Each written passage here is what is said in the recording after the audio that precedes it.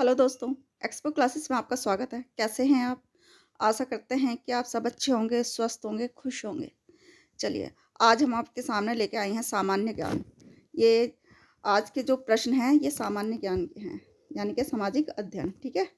और हम आज का जो हमारी प्रश्नों की श्रृंखला है, ये है हमारी 90 से शुरू है, यानी कि 90 से स्टार्ट है और हम इसे 90 से पहले के क्वेश्चन हम करा चुके हैं दूसरी वीडियो में। चलिए, इसमें देखते हैं पहला प्रश्न क्या पूछ रहा है। पहला प्रश्न पूछ रहा है कि चीनी यात्री फाहियान किसके शासनकाल में आया था? किसके शासनकाल में आया था? चंद्रगुप्त, विक्रमादित्य, इस समुद्रगुप्त, हर्षवर्धन या चंद्रगुप्त मौर्य? ये आया था चंद्रगुप्त विक्रमादित्य। ठीक है, फर्स्ट आंसर ठीक है इसका। चलिए, मौर्य द्वारा निर्मित सुदर्शन झील का जीर्णोद्धार किसने कराया? किसने कराया था? ये रुद्र दामन ने कराया, स्कंद गुप्त ने कराया या कुमार गुप्त ने? ये रुद्र दामन और स्कंद गुप्त। ये इसका 4 आंसर ठीक हो गया, इसका एक और दो। भारत पर हुनों का आक्रमण किसके शासनकाल में हुआ? किसके शासनकाल में हुआ था? भारत पर हुनों का आक्रमण किसके शासनकाल में हुआ था? ये हुआ था स्कंद गुप्त के काल में हुआ था। ठीक है, एक ऑप्शन ठीक है इसका। नवरत्न किस गुप्त शासनकाल से संबंधित है? किस गुप्त शासनकाल से संबंधित है? नवरत्न किसके दरबार में थे? ये थे चंद्रगुप्त विक्रमादित्य के दरबार में नवरत्न थे। ठीक है, चलिए, नालंदा विश्वविद्यालय का संस्थापक था कौन था? ये था कुमार गुप्त। ठीक है, ये कुमार गुप्त ने नालंदा विश्वविद्यालय की स्थापना की थी।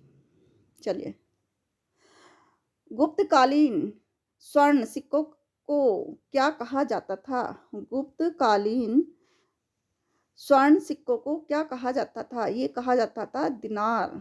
गुप्तकालीन में सोने के सिक्कों को दिनार कहा जाता था। ठीक है, चलिए, निम्न में से कौन सुमेलित नहीं है? इसमें बताना है निम्न में से कौन सुमेलित नहीं है। एक तरफ है रचना है और एक तरफ है रचनाकार। ठीक है, देखिए, मुद्राक्ष। मुद्राक्ष किसके रचनाकार हैं? ये है मुद्राक्ष के रचनाकार हैं विशाखा दत्त। ठीक है, अभिज्ञान शकुंतलम ये किसके हैं? अभिज्ञान शकुंतलम के रचनाकार है कालिदास। ठीक है, शूद्रक ये है मृच्छकटिकम। ठीक है, और स्वप्नवास वदत्तम इसके डांडी नहीं है। ठीक है, तो इसका 4 आंसर ठीक आ गया। इसके वैसे कौन है ये आप अगर आप जानते हैं तो कमेंट्स बॉक्स में बताइएगा, फिर मैं बताऊंगी।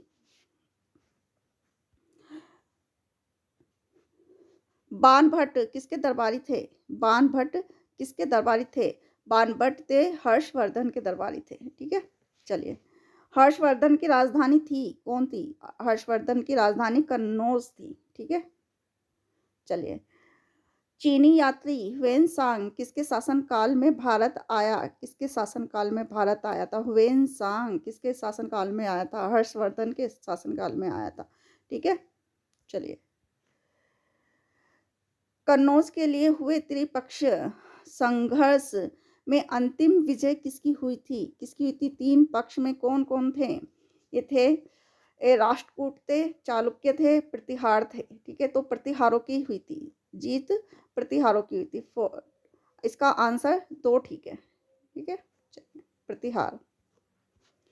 चलिए, किस राष्ट्रकूट शासक ने एलोरा के पर्वतों को कटवाकर कैलाश मंदिर का निर्माण करवाया था?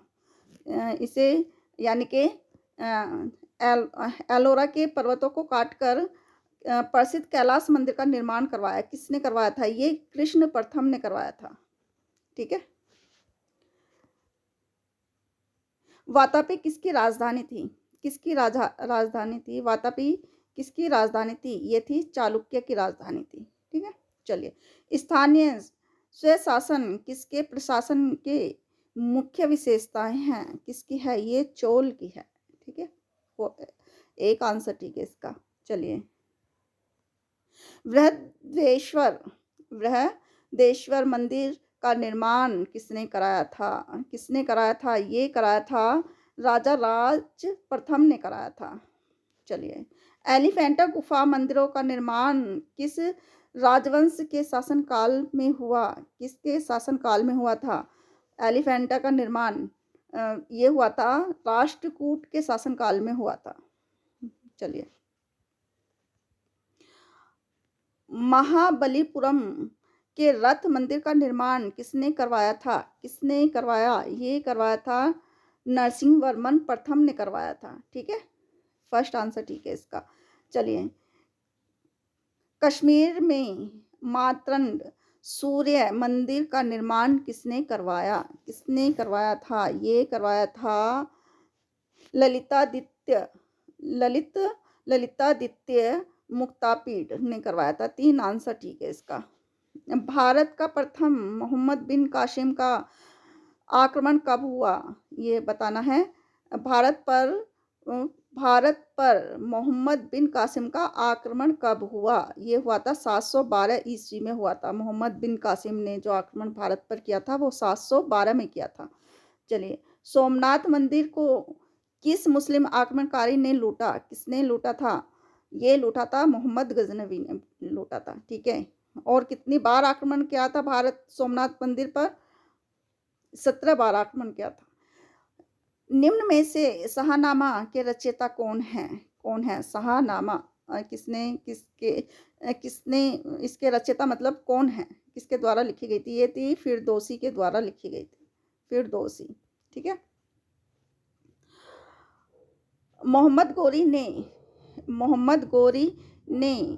1192 ईस्वी में हुए तराइन के द्वितीय युद्ध में किस शासक को पराजित किया? किस शासक को पराजित किया? ये हुआ था मोहम्मद गोरी और पृथ्वीराज चौहान के बीच हुआ था। जो प्रथम ये द्वितीय युद्ध है, और जो प्रथम युद्ध हुआ था 1191 में प्रथम युद्ध हुआ था मोहम्मद गोरी और पृथ्वीराज चौहान के। इसमें जो 1191 में जो युद्ध हुआ था उसमें मोहम्मद गोरी हार गया था और पृथ्वीराज चौहान जीत गया था। लेकिन फिर दोबारा आक्रमण हुआ 1192 में हुआ था। फिर इसमें मोहम्मद गोरी जीत गया और पृथ्वीराज चौहान हार गए थे। ठीक है, ये 3 ऑप्शन ठीक है इसका।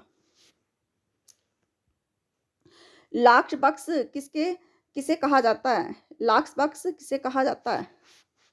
ये कहा जाता है कुतुबुद्दीन ऐबक को कहा जाता है। ठीक है, चलिए, कुतुब मीनार का निर्माण किसने करवाया था? कुतुब मीनार का निर्माण इल्तुतमिश ने पूर्ण करवाया, क्योंकि पूरा करवाया था, ये करवाया था इल्तुतमिश ने। लेकिन कुतुब मीनार की जो नींव रखी थी वो कुतुबुद्दीन ऐबक ने रखी थी। ठीक है, इन्हीं के नाम पर ये कुतुब मीनार पड़ा। ठीक है, और इसका जो कार्य पूर्ण करवाया था ये इल्तुतमिश ने करवाया था। चलिए, सिजदा एवं पाबोस प्रथा का आरंभ किसने किया? ये किसने किया था? ये बलबन ने किया था। ठीक है, सिजदा और पाबोस प्रथा का आरंभ बलबन ने किया था। निम्न में से किस शासक ने लोहा एवं रक्त की नीति का पालन किया? किसने किया था? ये लोहा और रक्त की नीति का पालन बलबन ने किया था। चलिए, तूतीय हिंद यानी कि हिंदी का तोता किसे कहा जाता था? हिंदी का तोता किसे, तूतीय हिंद किसे कहा जाता था? ये कहा जाता था अमीर खुसरो को कहा गया है। ठीक है, किस सुल्तान ने सिकंदर सानी व द्वितीय सिकंदर की उपाधि ग्रहण की? ठीक है, सिकंदर सानी और द्वितीय सिकंदर की उपाधि ग्रहण की थी। किसने की थी? ये की थी अलाउद्दीन खिलजी ने। ठीक है, अलाउद्दीन खिलजी को सिकंदर सानी भी कहा जाता था। चलिए, स्थायी शासन की प्रथा किसने प्रारंभ की? स्थायी सेना की प्रथा किसने प्रारंभ की? स्थायी सेना की प्रथा जो प्रारंभ की थी ये अलाउद्दीन खिलजी ने ही प्रारंभ की थी। ठीक है, इसका है अलाउद्दीन खिलजी।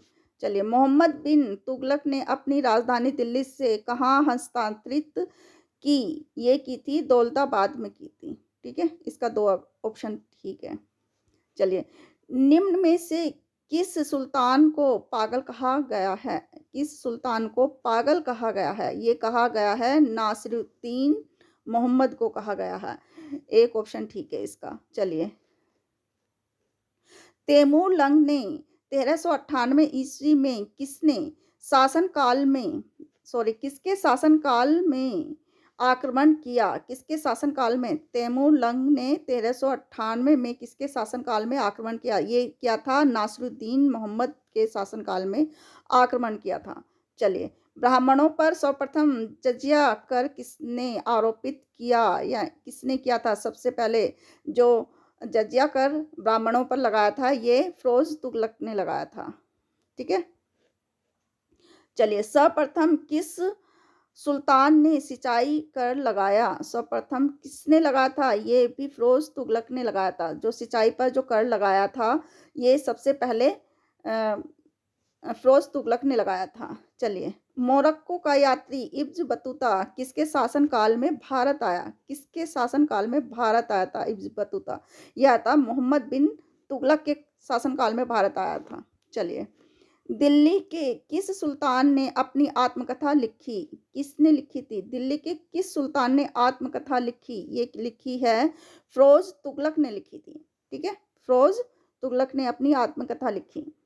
चलिए, गुलरुखी के नाम से कौन जाना जाता था? ये बताना है, कौन गुलरुखी के नाम से कौन जाना जाता था? ये थे सिकंदर लोदी। ठीक है, ये गुलरुखी के नाम से जाने जाते थे।